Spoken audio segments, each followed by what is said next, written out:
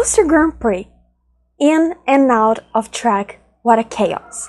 So this is the first part about the Austrian Grand Prix. I'm Nina, welcome to Vroom and Delulu, and today we're going to talk about all the news that we had on the Grand Prix. The first news I want to talk about right now is everyone was wrong. I love that I put this title because some weeks ago we received the news that one F1 team made a request about a super license, and everyone thought it was about Mercedes or Williams for Kimi Antonelli. According to Racing News 365, Red Bull Racing was the team behind the FIA Verstappen rule trick, not Mercedes or Williams. When I saw the news, I was in shock because I think for everyone it was clear that it was about Kimi Antonelli. In the publishing, they talk about how Arvid is keep an eye on the F3 driver Arvid Lindblad, who is 16. His birthday is August 8, and he's in the 4th place of the F3 championship, and he won in Barcelona. And he is the first driver to win twice in the season. For GP blog, Horner, who is the Red Bull Racing team principal, described the young driver as Arvid did a great job to win the Formula 3 race. He is in his rookie season. He is a real talent. He's one of the brightest talents that we have in the junior program. A very talented young driver and excited about his 16 years of age. We are going to keep an eye on him for the future for sure. So technically this request was about drivers under 18 be able to do at least 3 practices. This rule was because Verstappen, he got on Formula 1 in a younger age than normally drivers can get into. So there is this rule, and there was this whole polemic about create a rule for this not happen again, and they are just, accepting this kind of request. The second news is about Daniel Ricciardo and Lawson.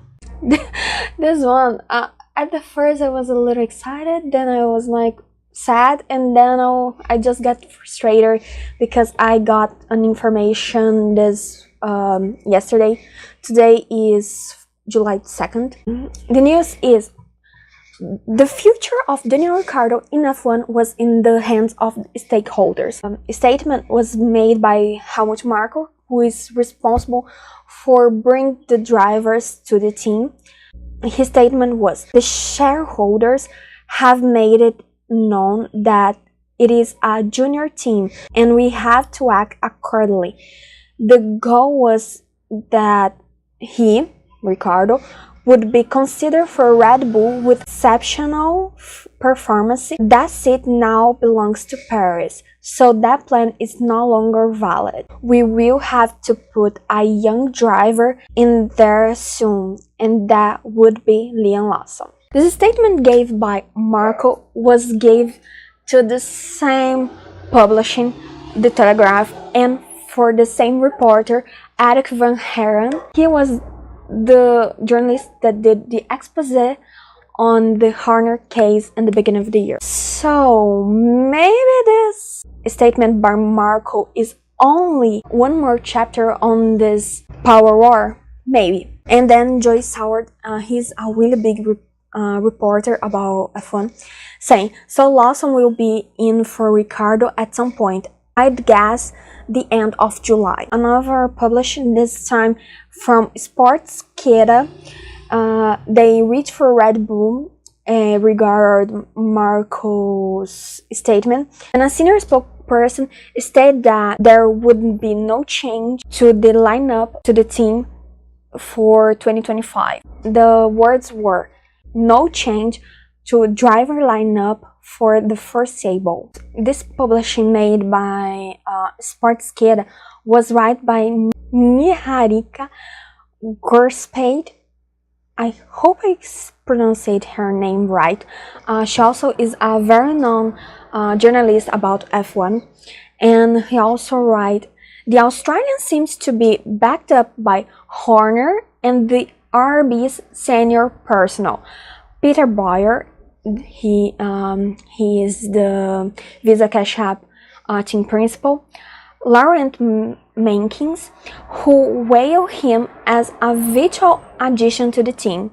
However, Lawson, the New Zealand, is one of the candidates behind linked to Audi driver if Carlos Sainz signs up with Williams F1 team. And the information that I received this week was it's not only a possibility anymore.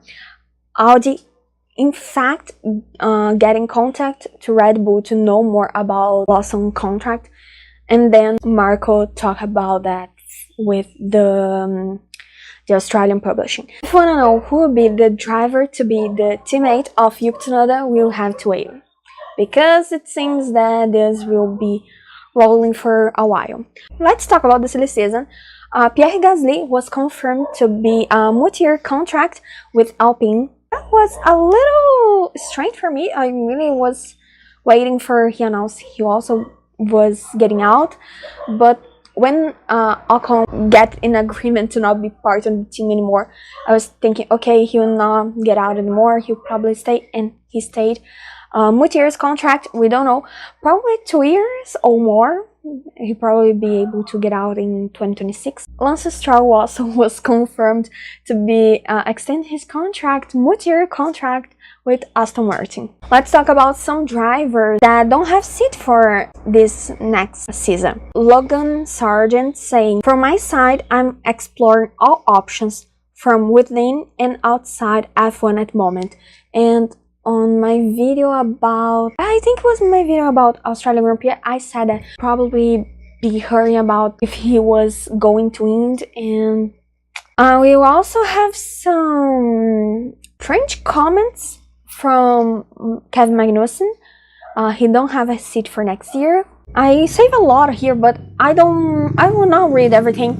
But he said something like he's thinking about his future. It's not like if he is not in F1, he would have a bad life. Think about maybe it's the opposite, because it's 24 races, and he is a family guy. And it's a lot of time to be far from home. He loves motorsport, but he also loves things outside of motorsport. The dream is always to succeed in F1, but has been already 10 years, and sometimes he starts to think maybe he's getting old.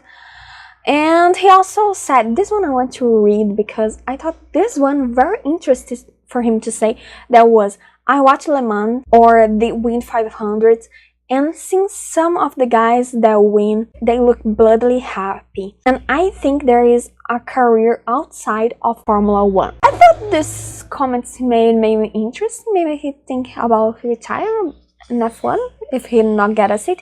I don't know. I just thought that was interesting. We also have Joe talking about he wants to stay in F1.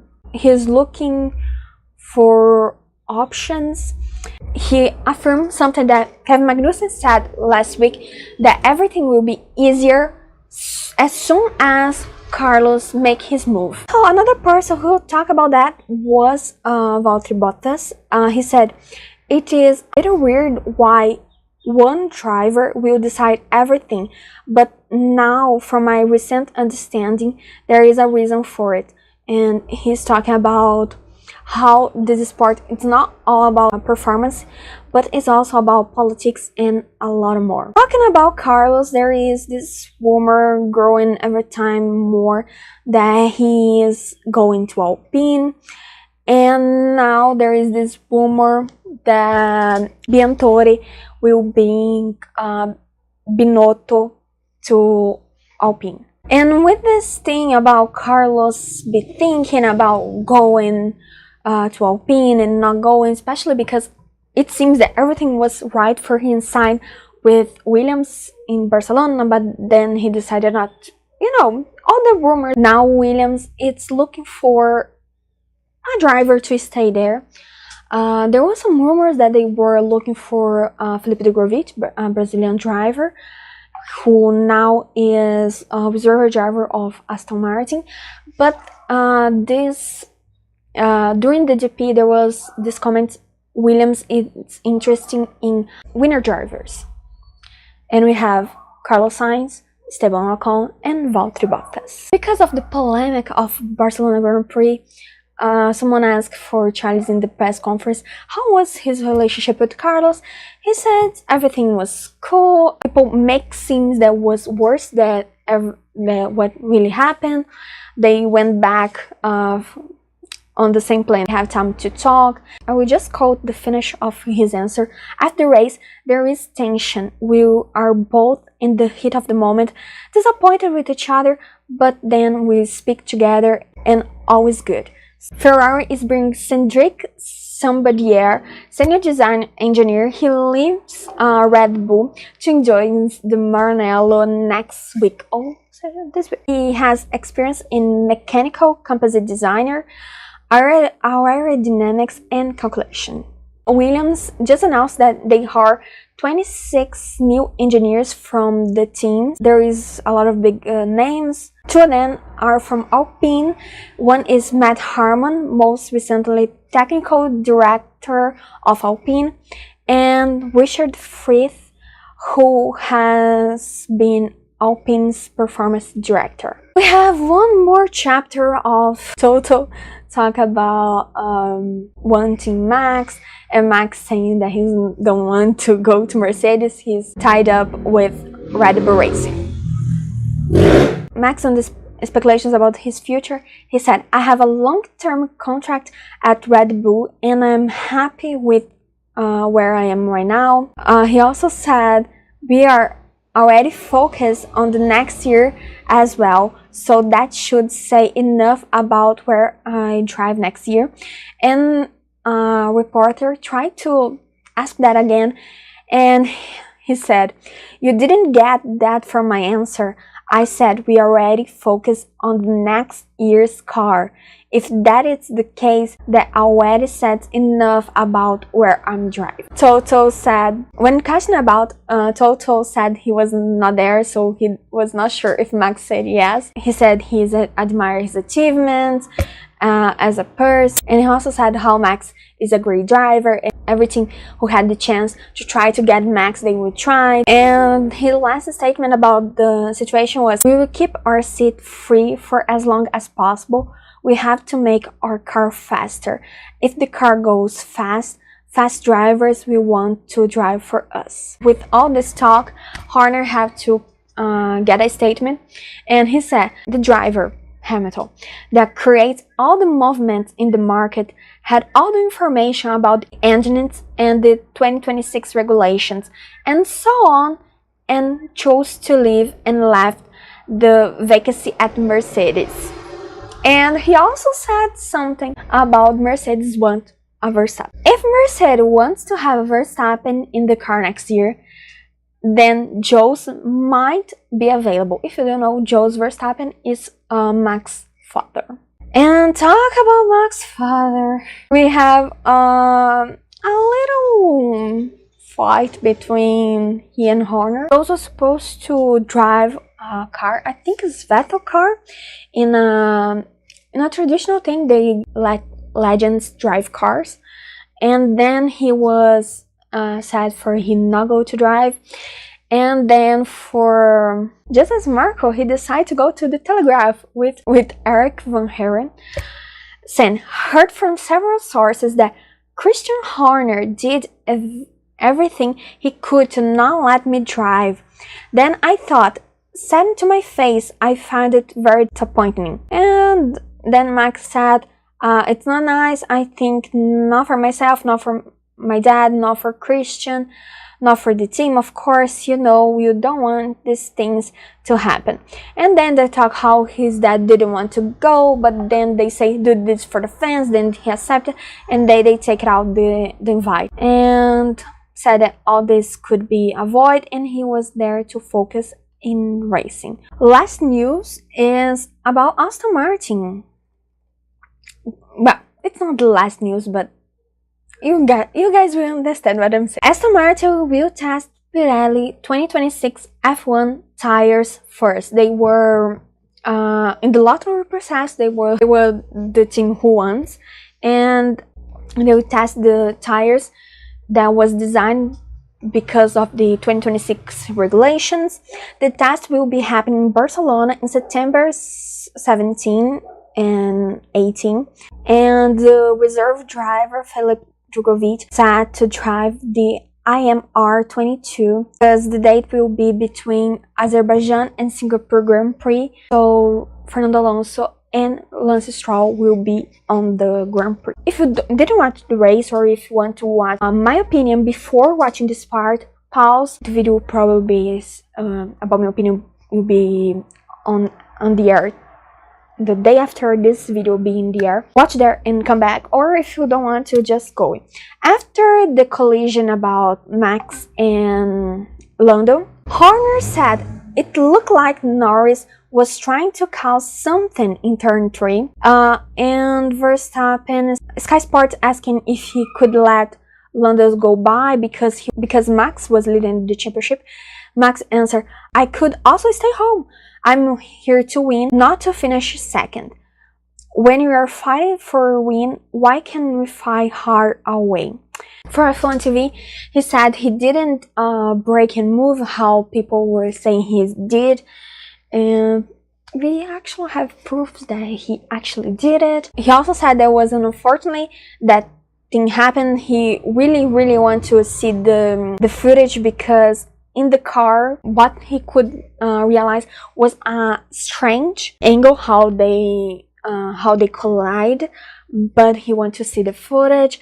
And asked about the friendship with Lando, he said they would talk about it. Basically this, he said how was disappointed and how was frustrated with what happened, but everything will be okay. Andrea Stella, there is McLaren team principal, he said, the entire population of the world would know who is responsible except for a group of people. We have so much respect for Red Bull and Max. They don't need to do this. In another statement he made, he said, if you don't address these things honestly, they will come back. They have come back today because they were not addressed properly in the past when there were some fights with Lewis that needed to be punished in the harsh way. We have so much respect for Red Bull, so much respect for Max. They don't need to do this. This is almost a way to compromise your reputation. Why would you do that? For F1 TV, Norris was saying how the race was going good, how the pacing was going to when they saw that Red Bull messed it up in the pit stop, how was a clear opportunity for them to have a better race and win this race. And he was expected to not to be an easy race and have to fight with Max. He just felt let down. And he said how the car was damaged, the car was completely destroyed. It was a shame. He did all he could to be a fair and respectful battle. He didn't got the same in return. And asked about the friendship with Max, he said, it's not for me to say, it's for him to say something. I did nothing wrong. He was the one in the wrong. He's the one that should say something, not me. I saw that Horner said something more today, but I'm not in the mood to read anything that Horner is saying today. We're gonna talk about this on the Silverstone Grand Prix, be the third video of this week. I hope you like it, and I will try to bring more news and maybe. Thanks so much for watching. Subscribe, give a thumbs up to not miss the next videos. So, see you soon.